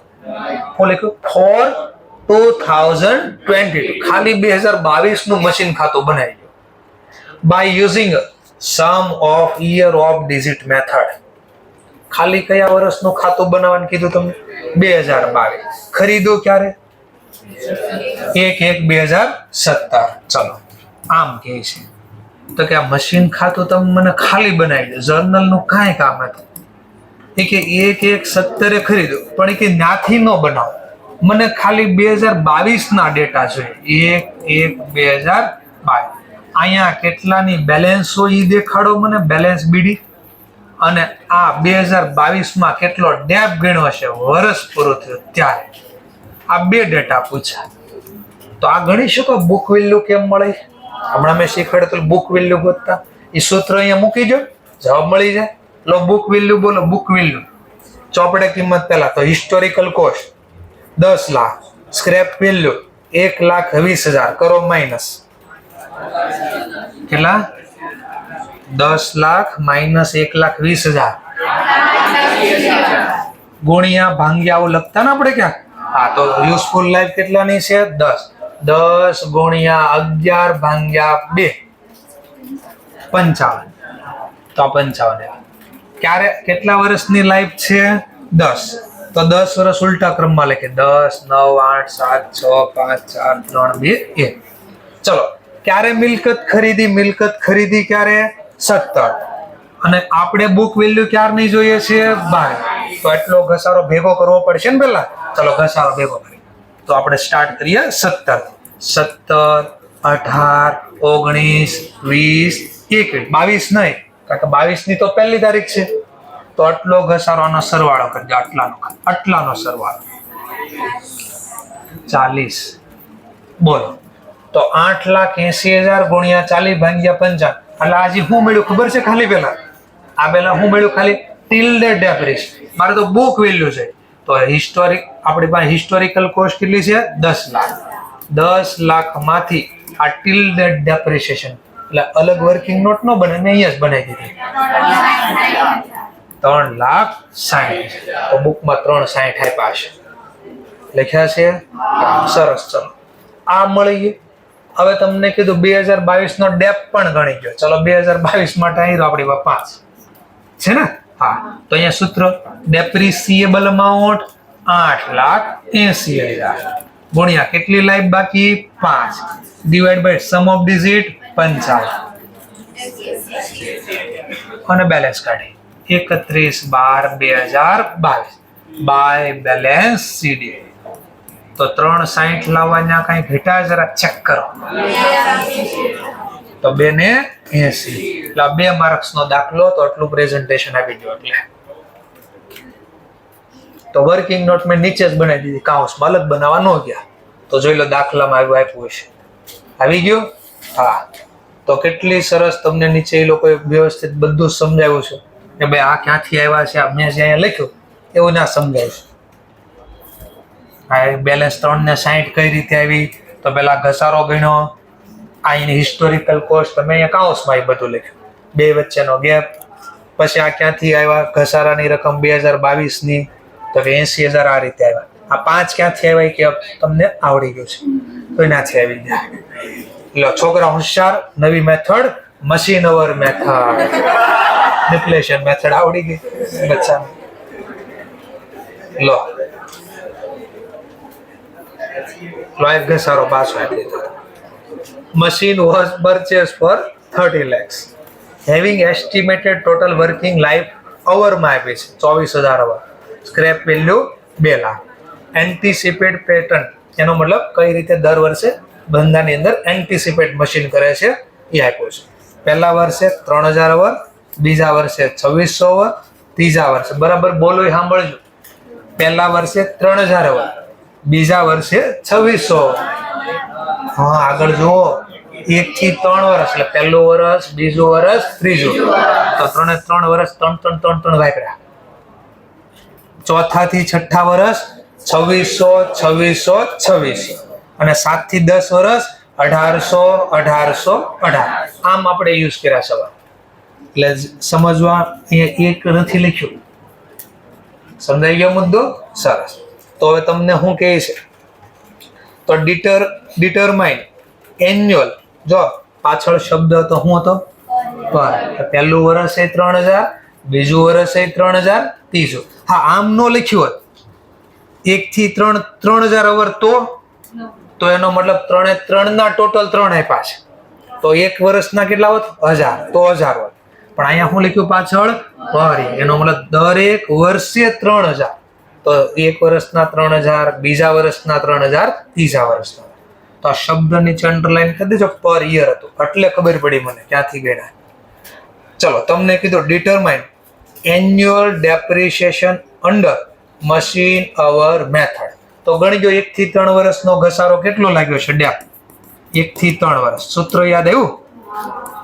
શું હતું સૂત્ર? ડેપ્રિસિએબલ અમાઉન્ટ 30 લાખમાંથી માઇનસ કરો 2 લાખ, 28 લાખ, ગુણ્યા કરંટ યરમાં કેટલા અવર યુઝ થયા? 3000, અને આપણે એક્સપેક્ટેડ છે 24,000. તો એવરી યર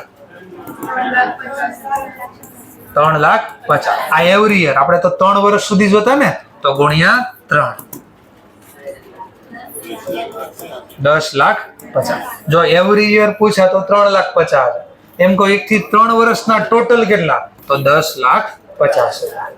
સમજાઈ ગયો પોઈન્ટ? ઓકે. તો ખાલી કે પર યર તો એટલા, પહેલું બીજું ત્રીજું, ટોટલ કે તો 10,50,000.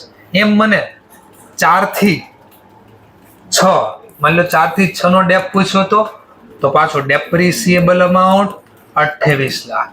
હવે કરંટ યરમાં કેટલા અવર યુઝ થયા? 2600, એક્સપેક્ટેડ 24,000,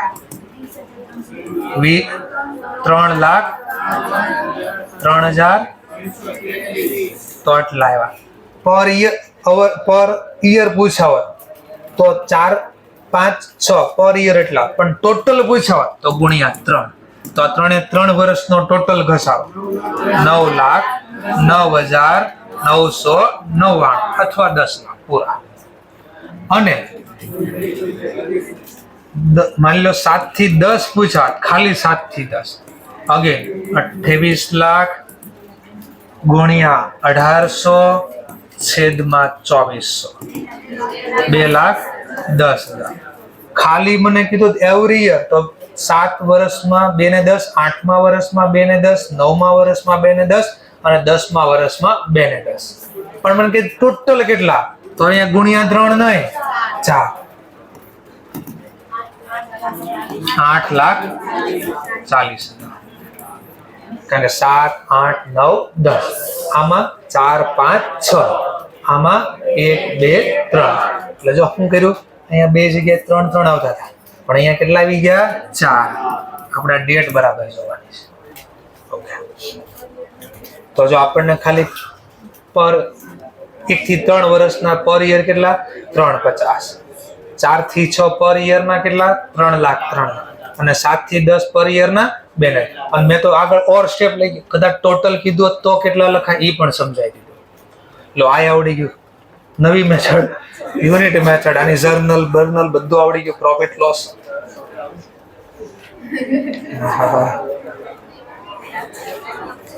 આમાં પણ જો આવું જ છે, 1 થી 3, 4 થી 7, 8 થી 10. પાછળ હું લખ્યું છે પર યર, તો એનો મતલબ 20,000 યુનિટ પર યર આપણે પ્રોડક્શન કરીએ છીએ.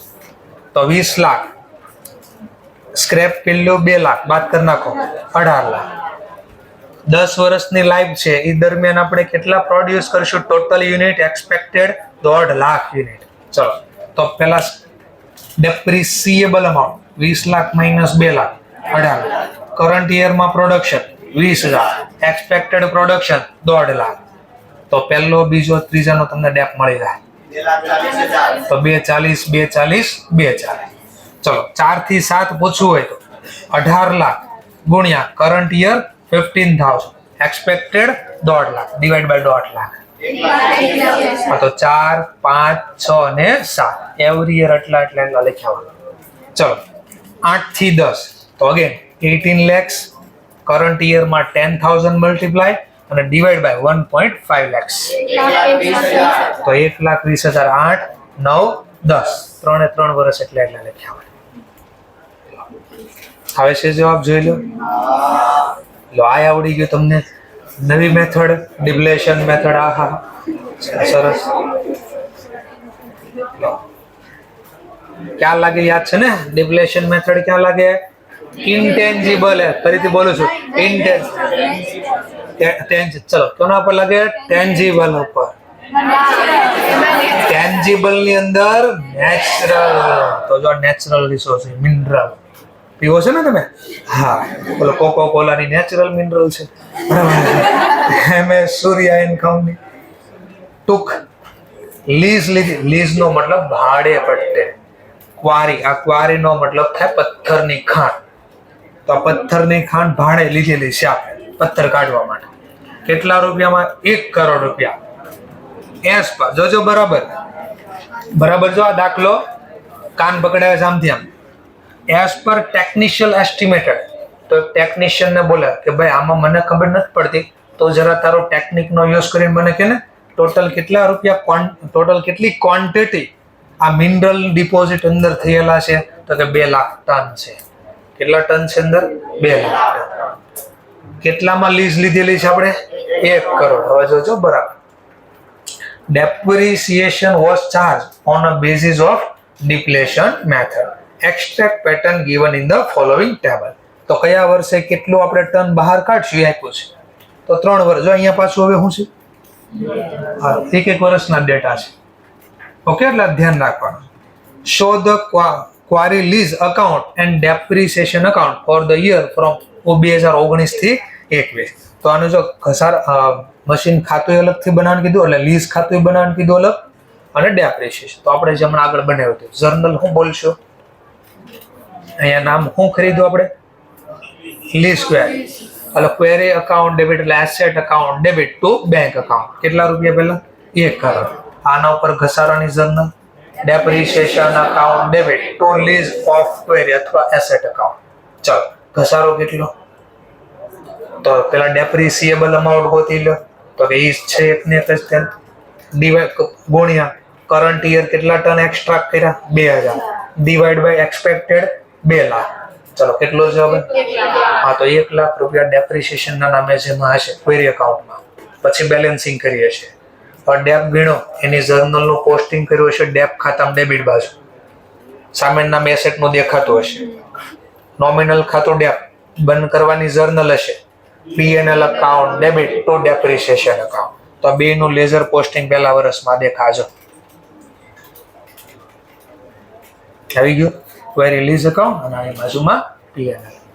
તો એનું એક છે, કઈ છે નહીં. તો આપણે આની જર્નલ હારે બધું શીખાતા, અકાઉન્ટે બનાવ્યા હતા બંને.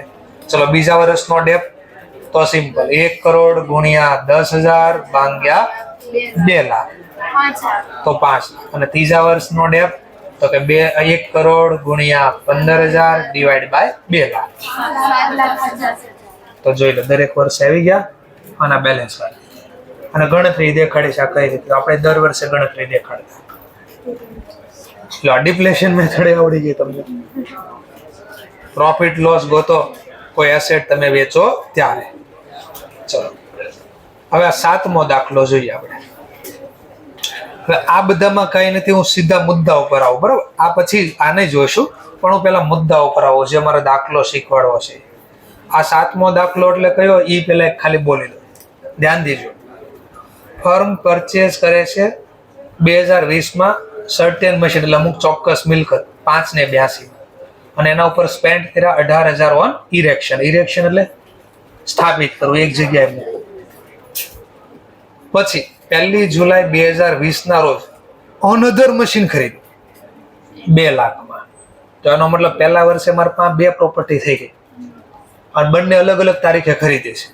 ઓકે, ધેન આફ્ટર ઓન 1 જુલાઈ 2021 રોજ જે મશીન જાન્યુઆરી 20માં ખરીદ્યું હતું હેવ બીકમ ઓબ્સોલેટ. ઓબ્સોલેટ નો મતલબ નકામો થઈ ગયો. તો નકામો થઈ ગયો વેચી કાઢવી, ભંગારમાં અથવા કોઈને કહેશ ઓપ્શન કરી નાખ, હરાજીમાં આપી દીધું. કેટલા રૂપિયામાં? 3,86,000. અને સેમ ડેટ પાછું નવું ખરીદીને લઈ આવ્યા 4 લાખ. તો આ દાખલો આપણે ભણી ગયા, પણ ફરક શું હતો? આપણે બંને પહેલી જ તારીખે 2 મશીન એક હારે ખરીદી લીધા હતા. આને શું કર્યું? ખરીદ્યું 20 વર્ષમાં, પણ અલગ અલગ તારીખે કર્યું. તો તો આ પહેલા મશીન ઉપર આખા વર્ષનો ઘસારો ગણ્યો હશે, પણ બીજા મશીન ઉપર આખા વર્ષનો હશે નહીં. ત્યાં કેટલો સમય થઈ જો ડેટ ક્યારે પૂરી થાય? ડિસેમ્બર. ખરીદ્યું ક્યારે? જુલાઈ. તો આના ઉપર 6 મહિનાનો, આના ઉપર વર્ષનો ઘસારો છે. અને જ્યારે વેચો તો ક્યારે વેચ્યો જરા ચેક કરો તો 1 જુલાઈ 2021. તો નેક્સ્ટ યર કેટલો સમય વાપરો? જાન્યુઆરી થી જુલાઈ. પણ જોજો જુલાઈમાં આગળ ડેટ 1 છે તો એનો મતલબ જૂન સુધી જ લેવાનું. તો 6 મહિનાના ઉપર ઘસારો ગણ્યો હશે. હજી બીજું પડ્યું છે ને આપણી પાસે, એના ઉપર આખા વર્ષનો લાગ્યો. અને ત્રીજું ઈ તારીખે ખરીદ્યું એટલામાં ચાલે. પણ ઈ કઈ તારીખે ખરીદ્યું? સેમ ડેટ એટલે 1 જુલાઈ. તો ઈ કેટલો સમય વાપર્યો? 6. તો 2 મશીન ઉપર 6 મહિના ગણ્યો હશે, 1 મશીન ઉપર વર્ષ. જે આપણે દાખલો હતો તો ઈ જ દાખલાને ખાલી આટલો ચેન્જ કર્યો. એક હારે બંને ખરીદવાને બદલે આગળ પાછળ ખરીદી કરી. આવ્યો તો 1 લાખ 1 નું મશીન હતું, ક્યાંક 4 નું હતું, એવું ક્યાંક હતું. તો ઈ જ દાખલો હતો, માં કઈ હતું એટલે મેં કીધું આ દાખલામાં કાંઈ નથી. એની ગણતરી નીચે બતાડી ભાઈ કેટલા રૂપિયા કોના હોય.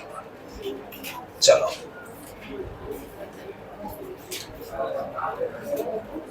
આ 8મો દાખલો એવો જ ક્યાંક છે, બરાબર છે. 9મો દાખલો સેમ ટુ સેમ ઈ જ છે. અને હવે જે આવ્યો એ change the method of depreciation. Depreciation ની મેથડ બદલી કઈશ કોઈ દિવસ નહીં, કોઈ દિવસ ન બદલી શકાય એક્સેપ્ટ એટલે 3 માંથી એક ઘટના બને તો. કઈ 3 માંથી એક?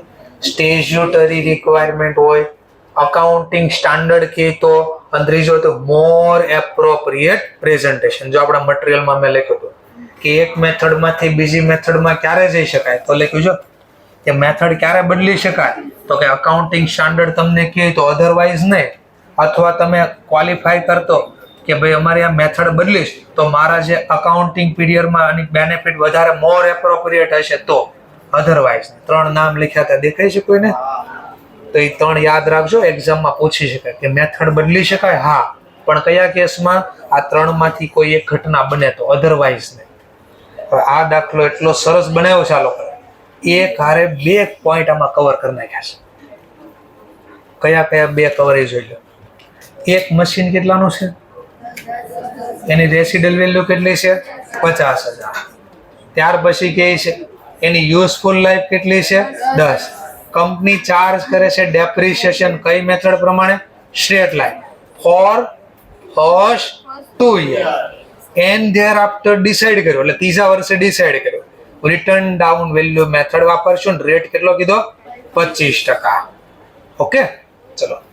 You are required to calculate depreciation for the 3rd year. Clear મુદ્દો? ચાલો, તો આ 2 વર્ષનો એને ઘસારો ગણી દીધો, એસએલએમ પ્રમાણે કેટલો આવ્યો છે અને ત્રીજા વર્ષે કેટલો આવ્યો. આટલું ક્લિયર થઈ ગયું. આટલો બેઝ ખાલી સમજાય. ભાઈ આખો દાખલો એનો ગણે, આ સીધા દાખલાને આવો કરી દીધો.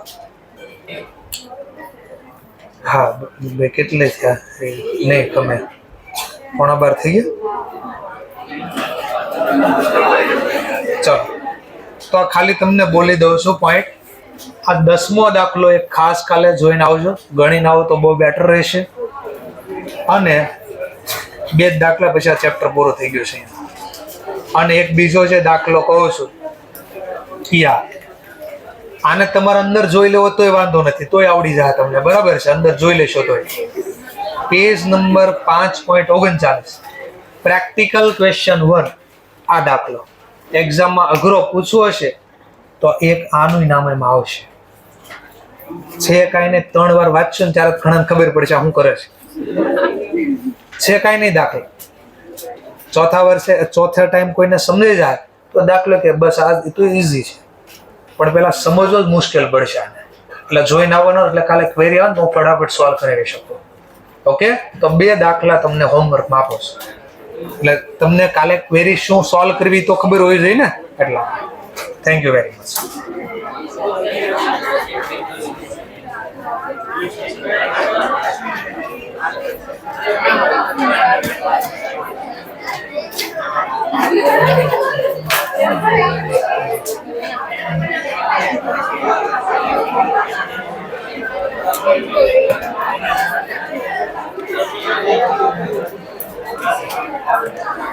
તમારો લંચનો બ્રેક છે અત્યારે.